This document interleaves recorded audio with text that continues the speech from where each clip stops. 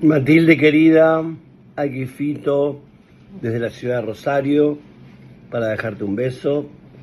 Sé que estás allí peleando como hay que hacer siempre en la vida para ganar. Te mando un gran abrazo de amor, mi compañía, sentirme a tu lado y ponete en los discos, que siempre la música es tan hermosa y ayuda tanto. Y te quiero mucho. Este es un programa especial que hacemos en memoria y en honor a nuestra querida Matilde Araujo, y van a escuchar ustedes voces y testimonios de quienes fueron protagonistas en principio de la radio San Isidro Labrador y actualmente de Radio Symphony, quienes estuvieron en contacto con Matilde, colaborando con ella, con don Jorge Noguer, con Oque, con Tomás, Lucía, y que hoy en día comunican a todos nuestros amigos de la zona norte la pasión de la familia Noguer por llegar a cada uno de ustedes. Matilde Araujo nació en Buenos Aires. Desde 1978 hasta 1988 se desempeñó como jefa de Relaciones Públicas de Tonal, empresa representante de radios y canales de televisión del interior del país. De 1991 a 1993 colaboró con notas y reportajes en la revista Milagros. En 1995 publica 3 cuentos en el libro Despalabrando y recibe una mención en el 10º certamen Argenta de Poesía y Cuento Corto. Durante 10 años, de 1988 a 1998, fue redactora para la radio San Isidro Labrador FM de efemérides y micros históricos. Durante el mismo lapso, produjo y condujo en la misma emisora distintos ciclos: Palabras, en la literatura y la música; Historias escondidas, sobre anécdotas de la historia; Mujer, sobre mujeres en la vida real y la literatura; y Calidad de Vida, un programa de interés general. Desde 1998 escribió y produjo en la radio Symphony FM 91.3 Crónicas del Tiempo, crónicas de día a día en la historia. Recitales clásicos Symphony, los grandes músicos, su vida y su música, y encontrar a Dios en la vida, con el profesor Luis Pérez Bajamonde. Coprodujo y codirigió Palabras de Otros con Marisa Echeverría. Jorge siempre había querido tener una radio, y fue ahí que empezamos con San Isidro Labrador, que al principio era 101.5, que nos sacaron la onda para dársela a Clarín, y entonces ahí nos dieron la 95.5. Soy María Laura Oliva, periodista en Radio Symphony FM 91.3, y la primera vez que entré a una radio tenía 18 años. Esto fue en la década del 90 del siglo XX. Esa radio fue San Isidro Labrador y era la radio de la familia Noguer. La familia Noguer, formada por Jorge y Matilde, era una familia sinónimo de comunicación y periodismo en San Isidro ya desde la década del 80, ¿no? Cuando en una democracia naciente, don Jorge tuvo la convicción de que tenía que haber una radio de información y que transmitiera los valores y la construcción de ciudadanía que merece un país y un pueblo que vive en democracia. Yo entré en la radio siendo muy chica y allí estaba Jorge y estaba Matilde a su lado. Ambos trabajaban para llevar una línea editorial en esta radio conformada con distintos periodistas, locutores, políticos y un crisol de opiniones, ¿no? Porque de eso se trataba, vivir en democracia. A Matilde la conocí en su versión más humana trabajando en el mundo de la radio. Llegaba con sus hijos, con Oke y con Tomás, a poner ese eje de humanidad que en el medio de la firmeza que buscaba Jorge con emular la BBC de Londres, pero acá en el barrio, con información fidedigna, confiable, con columnistas de nivel. Bueno, llegaba Matilde y nos decía, la radio tiene que transmitir también buenas noticias. Y yo la miraba diciendo, yo vengo de la escuela donde la noticia, si es buena, no es noticia. Y Matilde defendía su idea y nos decía, las personas, el cerebro de la gente se configura con las noticias que escucha en la radio. Y hoy la neurociencia de alguna forma le da la razón a ella y entendemos la importancia de transmitir y de escuchar buenas noticias. Matilde siempre abrió las puertas de su casa. Si bien era la radio, la familia y la casa para ella era una sola cosa, no era algo normal para todos. Ella siempre abrió las puertas de su casa. En las cenas de fin de año, con las entregas de distinciones que se realizaban. Y cuando nace Symphony, la radio fue en su casa, literalmente. Allí ella abrió, se armó todo un espacio para que todos pudiéramos seguir con nuestros programas y pudiéramos seguir con este compromiso que nos contagiaban en esto de la búsqueda de la verdad y de transmitir buena información a los vecinos. Como sabemos, Jorge, Oke y Tomás respiraron siempre el aire de la radio, pero cuando fallece Jorge Noguer, la primera que toma las riendas de Symphony es Matilde. Y es la que no suelta el proyecto, es la que lo lleva adelante. Matilde abrió las puertas de su casa, como dije, en todos los aspectos, en lo profesional y también en lo humano. Ahí también la pude conocer en el momento de mayor dolor en lo personal. Ella también ofreció parte de sus conocimientos y de su escucha para ayudarme y cambiar la energía. Así que su partida es una gran pérdida, porque tuvimos la posibilidad de conocer a una mujer inmensa, amorosa, y el último recuerdo que me llevo de ella es justamente aquí en Radio Symphony, abrazada a sus nietos, ¿no? A su nieta, orgullosa de ella. Matilde, te voy a extrañar. Matilde, tenés un nombre hermoso, tus ojos serán los más limpios y enormes que uno puede imaginar. Y detrás de todo, siempre hubo una mujer luchadora y, como siempre, amorosa, abrazando a todos los que llegaban a su casa. Que quiero esto, simplemente un recuerdo a una mujer que supo estar al lado y después tomar las riendas de este compromiso, este proyecto que tiene que ver con el compromiso con la verdad, con la democracia y con el trabajo. El movimiento de la radio es a veces cuesta ver, digamos, al que escucha, digamos, la radio tiene 50.000 necesidades ya todos los días, claro. Porque todo es ya. Se rompe un micrófono ya, se apaga la luz ya, algún problema con la computadora ya, falta un operador ya, todo es ya.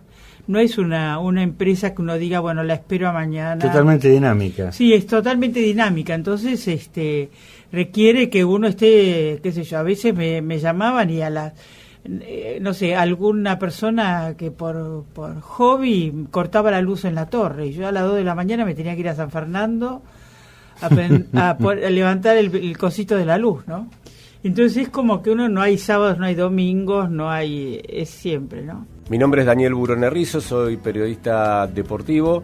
Yo me recibí en el año 99, la primera camada de la Escuela de Periodismo Deportivo, que estaba a cargo Quique Wolf, y mientras estudiaba, creo que fue a finales del 97, llego a la radio San Isidro Labrador por intermedio de Pablo Cosabela, quien ya estaba trabajando en esa radio, y bueno, y a partir de ahí empecé mi trayectoria radial, tanto en San Isidro Labrador, inclusive hasta cuando se vende en el año 98, posteriormente continuamos hasta el 2001, que el grupo que la había adquirido deja de estar y la radio ahí estuvo mucho tiempo sin programación, solamente musicalizada. Pero al mismo tiempo, estamos hablando a partir del año 98, no sé exactamente el año, vengo también acá a Radio Symphony, a lo que era el primer estudio que estaba en la planta baja, al lado del supermercado que hoy por hoy está en la esquina.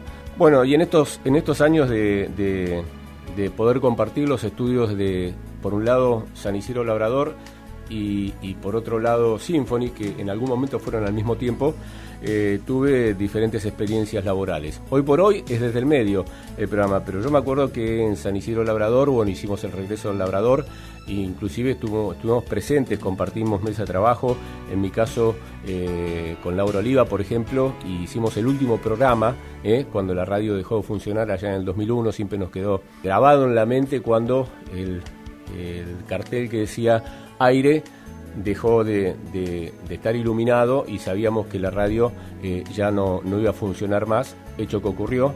Pero después las vueltas de la vida hacen que yo en el 2006 la radio vuelve a funcionar, ya no musicalizada sino con programación, y yo, bueno, integro parte del equipo de Vacías y Llenas que conducía Juan Safrán, que fue uno de los profesores que yo tuve en la escuela de periodismo deportivo.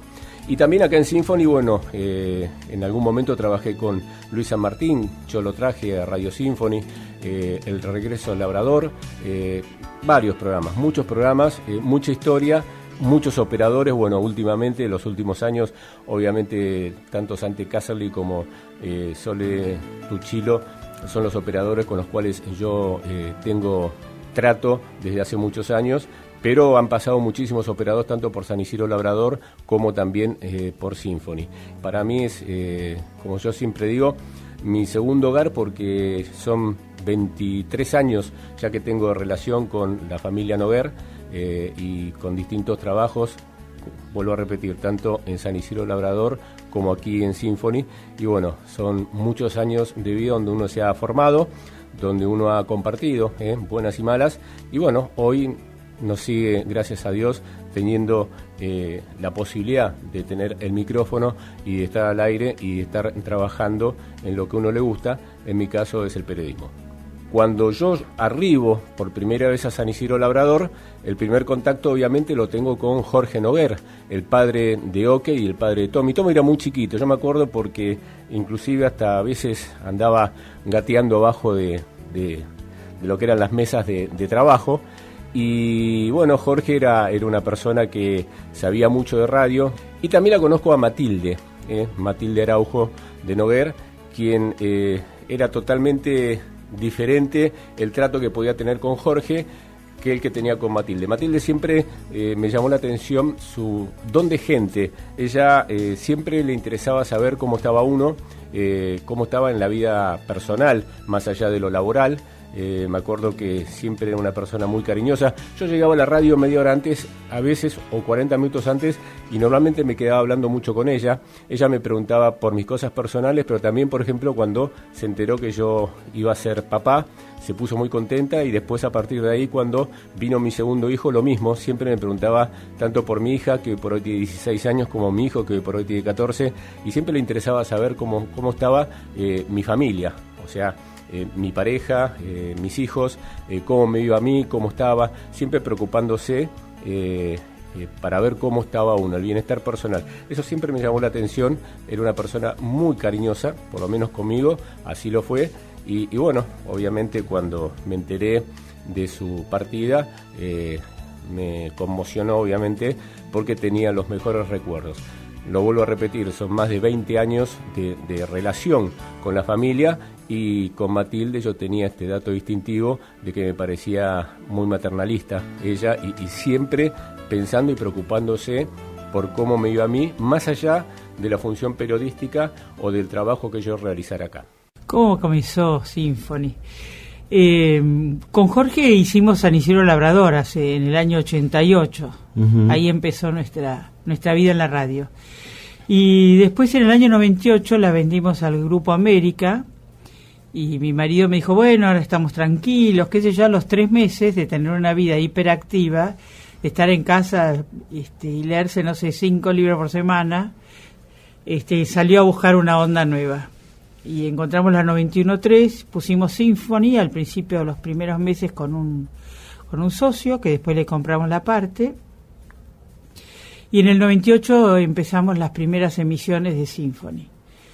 Y bueno, recorrimos con él un largo camino desde que pusimos San Isidro Labrador en un departamento de 1 ambiente y medio, que el baño daba al estudio. Hicimos un largo camino radial con Jorge y bueno. Me resulta difícil, sé que no está entre mis habilidades, suponiendo que tuviera alguna, resaltar suficientemente bien una personalidad como la de Matilde.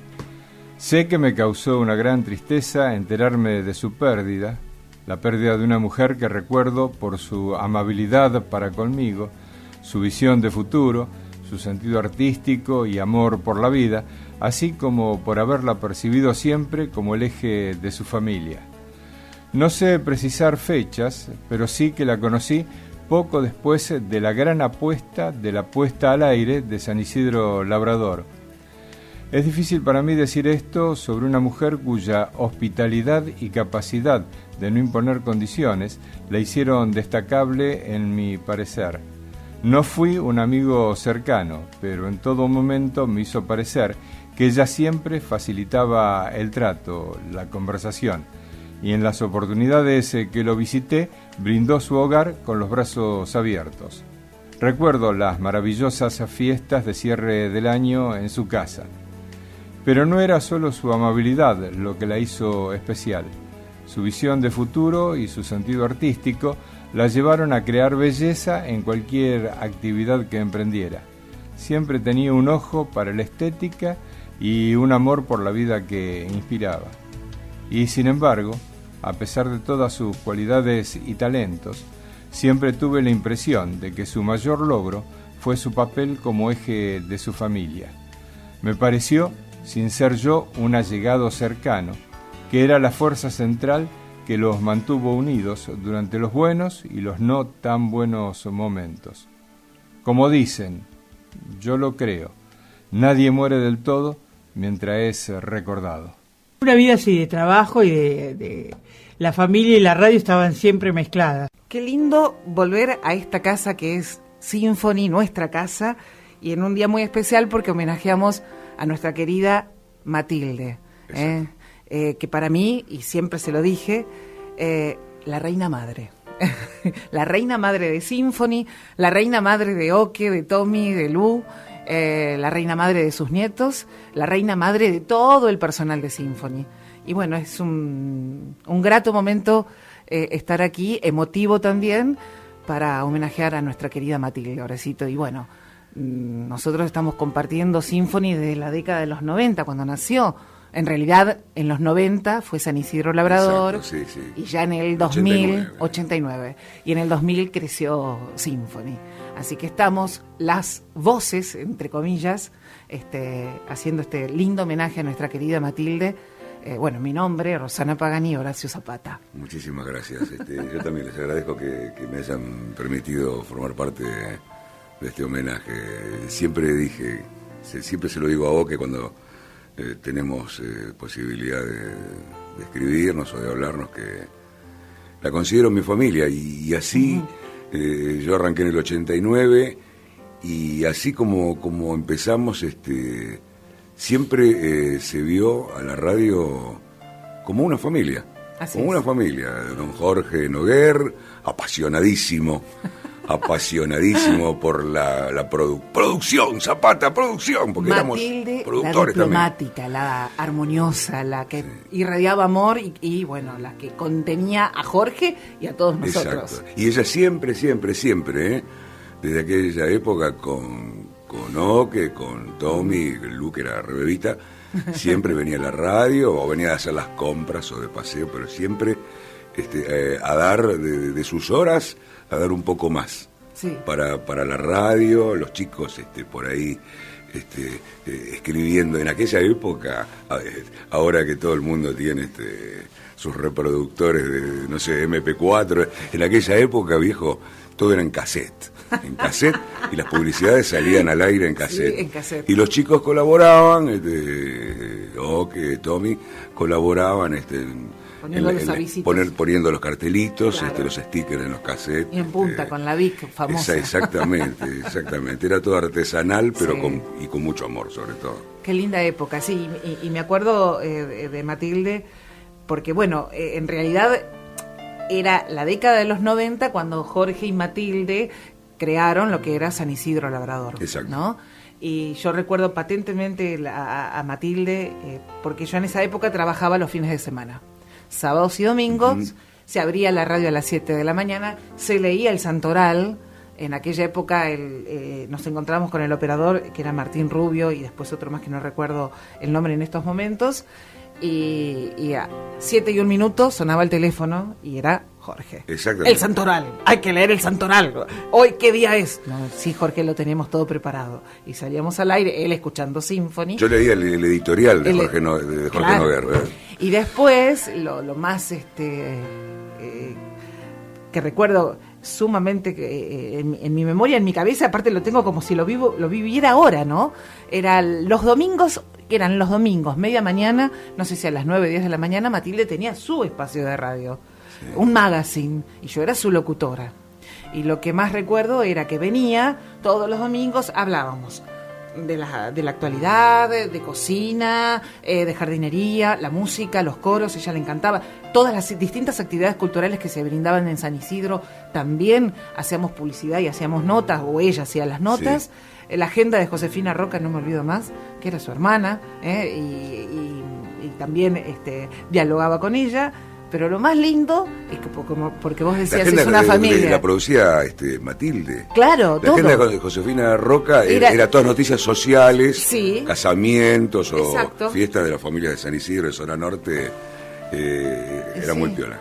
Y ella, me acuerdo que, bueno, tenía ese espacio los domingos y a veces venía con Tommy, con Tomás. Y Tomás, yo tendría 5 o 6 años, no más. Pobrecito, un domingo a la mañana. ¿Qué iba a hacer en una radio? Que Matilde estaba chocha, yo también, porque nos gustaba hacer radio. Exacto. Pero Tommy, ¿qué? A los 5 o 6 años quería estar en un pelotero, jugando. No, y entonces, pobre, corría alrededor del estudio y Matilde: Tomás, quédate quieto, que estamos al aire. ¿Qué iba a entender Tomás que estábamos al aire? Y hacía ruido: ¡mamá! Era muy divertido. Y esos domingos con Matilde haciendo ese magazine son inolvidables, fueron inolvidables. Y te hacía olvidar de que tenías que ir a laburar un domingo. Totalmente, yo quería ir a trabajar. Totalmente. Sí. ¿No? Porque esa era la espíritu. sensación. Sí, el espíritu, como decís vos. Nos hacían sentir de esa manera. La familia Totalmente. Noguer nos hacía sentir de esa manera. Después vino Symphony, nació Symphony. Exacto. Y que también ella venía cada tanto, me acuerdo cuando Symphony estaba no acá en el tren de la costa, sino más en el centro. El ¿no? 25 de mayo. 25 de ¿no? mayo, exacto. Y bueno, cuando venía ella a la media mañana, yo estaba trabajando a las mañanas, yo hacía las mañanas, Sí. y siempre desayunábamos un cafecito, después venía Lu con su hijo, Oque, y siempre era, la oficina era como una catarsis, charlábamos de la vida o de la familia, tomábamos un café y seguíamos al aire. Era una cosa así, como una rutina. Vos sabés que ahora que hablas del 25 de mayo, Sí. bueno, si yo iba seguido a grabar, viste, ahora todo remoto, casi que pasan años y nos olvidamos de nuestras caras, ¿no? Pero en esa época íbamos a grabar muy seguido. Y vos sabés que yo a Matilde siempre la vi con una sonrisa desbordante, un abrazo fuerte. Y Ese día la vi seria, una tarde. La vi seria. Raro. ¿Qué te pasa, Matilde? Es raro verla seria. Tenían un Volkswagen Pointer. Uno que más o menos por ahí tuvo algunos problemitas con algunos coches viejos, ¿viste? Los conoce. Y los coches tenían muchos problemas de electricidad. Y la veía seria y me decía: Zapata, no sabes, ese auto es un infierno, ese Point, no lo querés comprar, arreglátelo, te descuento el arreglo, no lo quiero ver más, me dejó de gamba como 4 veces.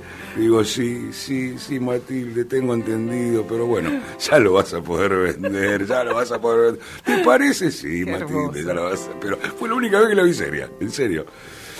Estaba preocupada. Y cuando hacía las fiestas, no sé si llegaste a disfrutar 1 o 2 fiestas. Yo he ido fin de año, momentos en la casa de Jorge y de Matilde, que era en primera junta. Sí. Que tenía un jardín precioso, muy anfitriona, súper anfitriona, sí. Matilde, que era muy detallista, que no faltara nada. Y era divino estar en esas fiestas, porque cantaba, porque una de las cosas que le gustaba a Matilde era cantar. Exacto. Guitarra, cantar y... un enorme fogón hacíamos en esas fiestas, con guitarreadas preciosas, y ella dando la bienvenida a todos los presentes. No, era divina. Yo he ido 2 o 3 fiestas ahí, que se hizo por fin de año, no me acuerdo, o por algún evento especial, y llegué a disfrutarlas. Muy linda, muy linda. Muy bien. Yo fui algunas veces a la casa a reuniones, sí. Y ella siempre presente, atendiendo, como decís vos, una gran anfitriona, ofreciendo un desayuno, una merienda. Bueno, como arranqué diciendo al principio, siempre te hicieron sentir que estás en familia. Y en los últimos tiempos me hubiera gustado tener un contacto más directo, pero bueno, pasaron tantas cosas, mucho trabajo, la familia. El enganche era a través del Facebook o las redes sociales, ni siquiera con el WhatsApp en los últimos tiempos, pero siempre presente en fechas importantes, o cumpleaños, o año nuevo, que siempre nos deseamos un buen año, o en los cumpleaños. Así que tuve la posibilidad, justamente en este año que lamentablemente ya no está, tuve su último mensaje, lo recibí el 12 de mayo, que fue mi cumpleaños, y lo recibí a través del Facebook. Así que me va a quedar en el Facebook y en mi corazón ese mensaje donde decía: feliz cumpleaños, Rosy, disfruta mucho la vida, una cosa así, y lo voy a tener siempre. Fue mi último contacto con Matilde. Yo creo en muchas cosas, sigo creyendo, a pesar de que la vida nos tuvo a los tumbos a veces, uno ya bastante grandecito, pero no perdí la fe, sigo creyendo. Y que bueno, Matilde está con nosotros. Totalmente. Y desde algún lugar está compartiendo este encuentro, esta conversación, y se debe está con su risa desbordante, como siempre, compartiendo esa todo mirada con tan tierna, la mirada y la sonrisa decía todo de Matilde. Y es cierto, yo también soy, no sé si seré muy mística, pero se lo dije a Oke, se lo dije a Tommy y se lo dije a Lucía, que crean en señales. Porque a través de esas señales está presente Matilde, y lo sé y lo viví y lo vivo en carne propia cuando falleció mi viejo. Sí. Mi viejo falleció y era un shock emocional muy grande, y no sé, me aferré a esas señales porque mi viejo se presenta en señales, así como se presenta él, Matilde va a estar conectada con ellos y con todos nosotros. Así que no sé si seré mística, pero las señales están. Ahí está, hablando de señales, como decís, Ro. Por eso te digo, por ahí me estoy poniendo grandecito y más los místico, años también ¿viste? Pero a madurar. Es una cosa rara que a las pocas horas de que nos dejó Matilde, yo tuve un sueño. ¿En serio? Se lo conté a Santiago. Tuve un sueño, en serio. Sí. Soñé que estaba acá en San Isidro, yo, era una galería, ¿no? Y acá en San Isidro yo tenía que ir a ver a un médico. Bueno, subo las escaleras y un consultorio. Y había una médica, ¿no? No me acuerdo, más o menos visualizo, trato de recordar lo que había visto. Estábamos conversando y estaba haciendo recetas, la médica. Y yo en un momento la empiezo a mirar y la médica me miraba a mí y se reía, una risa pícara, ¿no? Y yo decía, pero ¿por qué yo te estoy mirando tanto? ¿Y por qué te reís? Pero ya era como un pensamiento telepático, ¿viste? Porque no estábamos dialogando, nos mirábamos, nos comunicábamos con la... Y en un momento se levanta, ya habíamos terminado la consulta, y le digo, pero... Y se seguía riendo y me miraba, ¿viste? Así, con esa risa picaresca. Y le digo, pero claro, vos sos Matilde. Y se rió y soltó la carcajada, me abrazó como siempre te abrazaba, fuerte. Sí. Me dio un beso, bajamos la escalera y ella se fue para un lado y yo me fui para el otro. Bueno, esas son las Así famosas terminó señales. el sueño. Eso fue una señal. Fue increíble, fue impactante. Fue, no sí, sabía, fue increíble, fue no increíble. sabía ese sueño. Bueno, era eso. qué emoción. Bueno, nada, esto fue un lindo homenaje y queremos agradecer a toda la gente de Symphony por habernos invitado y por recordar a nuestra querida Matilde, nuestra reina madre. Oski empezó con Jorge cuando tenía 15 años, estaba en el colegio, iba a operar a San Isidro Labrador. Y cuando Jorge murió, Tomás también tenía 15 años y era operador de la radio también. Sí. Toda la familia trabajaba todo el día. Todo el día. Era como una extensión de la cocina casi. ¿Cómo le va, Mariano García Realini? Bien, Roque Pereira, tanto tiempo, qué lindo es encontrarnos acá, ¿no? En casa. Dijeron que nos tenemos que presentar personalmente cada uno. Sí, y formalmente, así que te escucho. Bueno, soy Mariano García Realini, trabajo en los canales Somos y bueno, vamos a hablar un rato de Symphony, de Labrador, de Matilde en este homenaje especial tan lindo.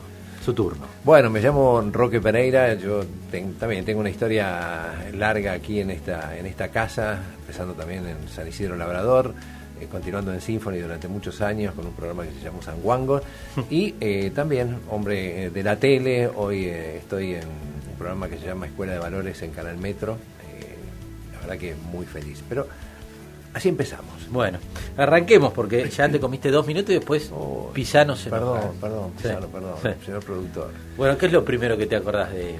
Mirá, yo voy a hacer lo más breve posible. Yo recuerdo que había entrado a trabajar en el Colegio Marín y yo tengo una vocación radial, había estudiado para ser locutor y la vida me tiró a un colegio y la suerte de que el colegio tenía una radio y empecé un poquito en eso. Pero yo quería hacer algo fuera del trabajo, fuera de mi laburo. Entonces encuentro San Isidro Labrador, voy a visitar a un señor que se llama Jorge Noguer, que me decían todos es un prócer, me dice, si anda a verlo, que a lo mejor te da un espacio. Y lo fui a ver y me dice, bueno, contame qué querés hacer. Y le dije, mira, me gustaría hacer un programa de radio y siempre el que propone radio habla del magazine, ¿no? De hacer algo que todo tenga noticias, que yo. Me dice, ¿no te gustaría hacer un programa de turismo? ¿Cuál? Digo, ¿de turismo en radio? Sí, podría ser. Pensá un nombre, me dice.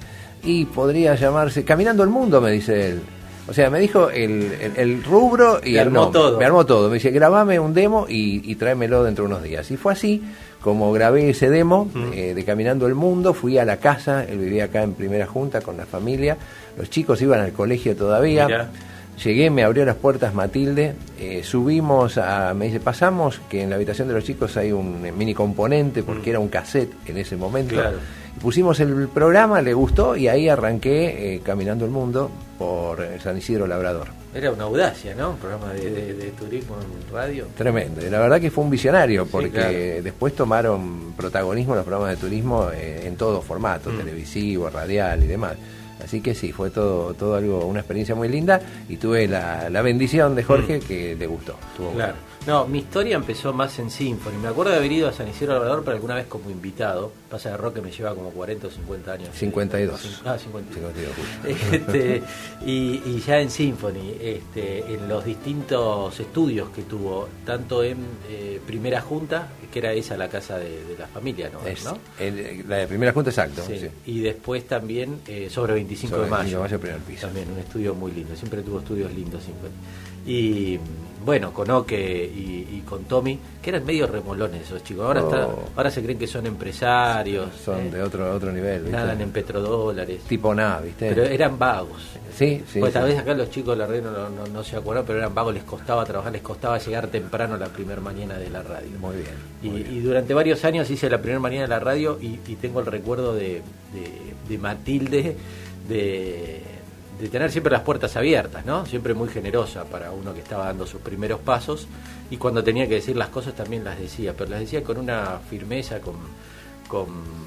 sentada en su oficina, que te decía cosas fuertes pero de manera cariñosa. Sí. Pero marcaba muy bien el camino o el aprendizaje para crecer en el mundo de los medios. Así que yo tengo un recuerdo muy lindo, muy agradecido por ella. Siempre la recuerdo. Me acuerdo que tenía una camisola, no sé cómo se dice, blanca, grande y de lunares azules. Eso la tengo muy presente. Y de hablar mucho, y después siempre muy generosa cada vez que me invitaban a las fiestas de fin de año de Symphony. Logré armar un lindo vínculo con toda la familia, bueno, con los chicos ni hablar. Pero la verdad que a mí me deja un lindo recuerdo y un lindo paso, ¿no? Porque Symphony fue, bueno, San Isidro Labrador fue la madre de todas las radios en el momento. Y después Symphony, su pequeña hija, que marcó siempre un camino en la radiofonía. Estoy muy agradecido, los tengo siempre presentes, hoy a través de Tommy, de Oque, a toda la familia Noguer, y por supuesto hoy más que nunca a Matilde, ¿no? Sí, una Matilde que, como decís vos, abría la puerta de su casa. Sí. Esa historia que yo te cuento, que fui a llevar el demo, los chicos todavía, los chicos Oque y Tommy, sí, estaban en el colegio, eran todavía alumnos, y también me consta que eran vagos, o sea, que no solamente fueron vagos... No, pues solo para laburar. No, también para estudiar, para ir al cole. Tienen una trayectoria de vagos. Y cuando abría la puerta, Matilde, cada vez que yo iba a esa casa, ella siempre, yo llegaba en el horario, me acuerdo el primer día que te estoy hablando, que llevé el demo, me hizo acordar, yo soy rosarino, de la tierra de Olmedo, y yo vi al capitán Piluso. Y yo me acuerdo, Matilde, cuando decía, vamos a tomar la leche en la casa, porque nos recibía de esa manera. Claro. Y eso es un poco lo que vos estás contando de Matilde, una mujer muy madre, muy normal. Sí, muy común. Muy común, como la tuya, como la mía. Totalmente. Esas mujeres maravillosas que te enseñaban y que te ponían límite, así que había que ponerlo. Sí. Así que bueno, ese es el recuerdo que tenemos de esta familia maravillosa y de esta radio y de esta casa, ¿no? Sí, hermoso. Para mí fue una experiencia hermosa, fue muy lindo conocerla a ella, y haber sido invitados también para este homenaje y para este recuerdo. Que a veces uno no se da el tiempo, ¿no? Uh-huh. De frenar, de pensar y los medios de tenernos en las personas que pasan, que perduran, pero que hacen un esfuerzo enorme, porque además acá se habla de una industria, con tanto se habló en los medios, que realmente democratizó las voces, porque dejaron venir a todo el mundo a laburar con absoluta libertad, y eso me parece que los chicos lo fueron heredando de sus padres, y eso habla muy bien de ellos. Así que yo creo que también en nombre de los medios tenemos que estar agradecidos del laburo que hicieron, de generar trabajo, de armar una industria, y creo que el crecimiento que tienen hoy, bueno, es la devolución de tanto esfuerzo. Yo, con los años que vos decís que te llevo, que pueden ser un poco más a lo mejor, también tengo este mismo concepto de lo que vos pensás, decís, pero hay algo que yo lo resumo, ¿no? Esto se convirtió en una gran familia, y no es flores, porque digo, hasta Lito, un personaje de la administración, y los chicos, ya llegaba el momento que vos entrabas a la radio a hacer tu programa, o venías por un tema administrativo y te atendían familiarmente, ¿no? Todo, no eras nunca un extraño, no éramos números. Así que bueno, agradecidos. Qué lindos recuerdos me trajo. Muy lindo, la verdad que agradecido. Me acordaba lo que contabas antes, que yo terminaba mi programa y arrancaba San Juancos y trabajamos juntos. Si no me lo decías, se me pasaba en el día a día, ¿verdad? Y hacía móviles en la calle para la radio, estaban buenas. Exacto, estamos con Mariano García Realini. ¿Dónde estás? Estoy acá en San Fernando, Roque, y ahí arrancabas y hacías tu laburo excelente. Y bueno, tuvimos esa suerte de compartir. Estuvo lindo, qué linda época esa. Muy linda época. Sí. Así que bueno, el recuerdo más lindo para toda la familia Noguer, y en especial en este momento, recordando a esta fenómena que fue y será Matilde. Los laberintos de mamá. Mamá tenía ideas claras sobre todas las cosas. La línea del bien y el mal era gruesa, profunda, casi imposible de cruzar. Leía mucho. Chesterton, Graham Greene, novelas del Séptimo Círculo. Muchas las tuve en mi casa hasta que me mudé. Libros religiosos y de santas y de santos que me daba a leer, manteniéndome asustada con la paradoja de su deseo de que fuera una santa cuidada, y al mismo tiempo mostrándome en los libros que la santidad siempre iba acompañada de la muerte, y en general muertes horrorosas. Como en las óperas, que también le gustaban, la heroína debía morir, desde el inicio estaba condenada. Era un imposible ser una santa viva. Por suerte me puso de nombre Matilde, casada con Enrique el pajarero, que fue una reina alemana que se casó y tuvo hijos, entre ellos el gran Otón, emperador del Sacro Imperio Romano. Eso me dio alguna esperanza. Además, murió de vieja, otra ventaja. En el campo al que fui desde que nací, mamá, como sabía de todo, se encargó también de parquizarlo. Y sin querer, eso puedo jurarlo, generó un laberinto de árboles y plantas que sirvió para nuestra diversión y escondrijo. Para ir a los galpones, había una calle bordeada por paraísos que daban unas pelotitas amarillas, un poco arrugadas algunas, que nos servían para jugar a servir el té con las muñecas, con la prohibición de comerlas, porque eran venenosas. En realidad, todo lo desconocido era peligroso y mataba, casi como los santos. Me acostumbré tanto a la idea de que, de una forma u otra, me iba a morir, santa o no, por el fruto de un árbol. Adán y Eva habrían comido de ese árbol, y por eso se llamaba paraíso. Mamá ya no vive, pero seguro que me diría que sí. La cosa se complicaba para ir a un pequeño vivero al aire libre que ella también armó y cuidaba. Había conejitos, flor que no vi más, flores de papel, que tampoco sé si existen, claveles rosas, blancos y rojos, dalias. Todo era para trasplantarlo a otro lugar o para ir a un florero.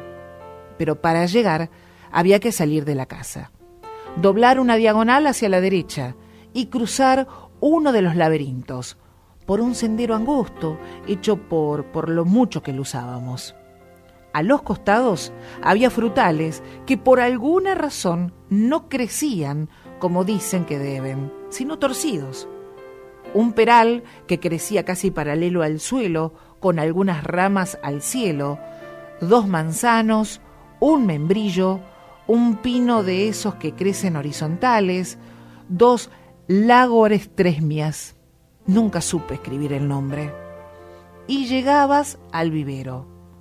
Cuento esto y recuerdo de la película El jardín escondido. Antes de llegar al vivero había una bifurcación. Había que estar atento porque también era un sendero entre laureles que se volvían mata de flores rosas y blancas que llevaba al gallinero. Siempre la acompañaba Aide Daudet, que era la que buscaba a los pollos para la comida. Los agarraba sin asco y les daba una vuelta agarrándolos del pescuezo. Así los mataba, a la canasta y después a la cocina de leñas. Me aterrorizaba su sangre fría, pero me fascinaba por otro lado. Me daba más miedo que fuera mi abuela, porque llevaba un revólver, elegía los pollos, apuntaba la cabeza y ¡pum!, se acabó. Aide, como muchos en el pueblo, eran de origen francés. Cuenta la historia que un francés llegó por esos lares y mandó una carta a Francia diciendo que aquí la tierra era muy fructífera, que se vinieran, y así la primera colonia se armó en el lugar. Con los años, la tierra se volvió arenosa y volátil, y recuerdo a papá mirando las ventolinas y diciendo: voy a tener que ir a buscar la siembra al campo del vecino. Siguiendo con el laberinto, saliendo de la casa, hacia la izquierda, después de un trecho caminando cerca de los Paraísos, se abría otra senda, esta más despejada, que entre pinos y robles y flores silvestres llevaba al cañaveral que bordeaba el arroyo, que el 80% del año estaba bajo y nos bañábamos en él, casi caminando, siempre con alpargatas porque en el suelo del arroyo también había cosas mortales o infecciosas. Las pobres alpargatas bigotudas, después de unos baños, se deshacían. Pero en casa, siendo 7 hermanos, mamá compraba alpargatas al por mayor, así que solo había que bancarse caminar de vuelta descalzos, tratando de no pisar esas estrellitas de pinches que había, que después eran difíciles de sacar. Dolían siempre. Para bajar al arroyo había que pasar el cañaveral, que como crecía libre, siempre nos presentaba una nueva dificultad.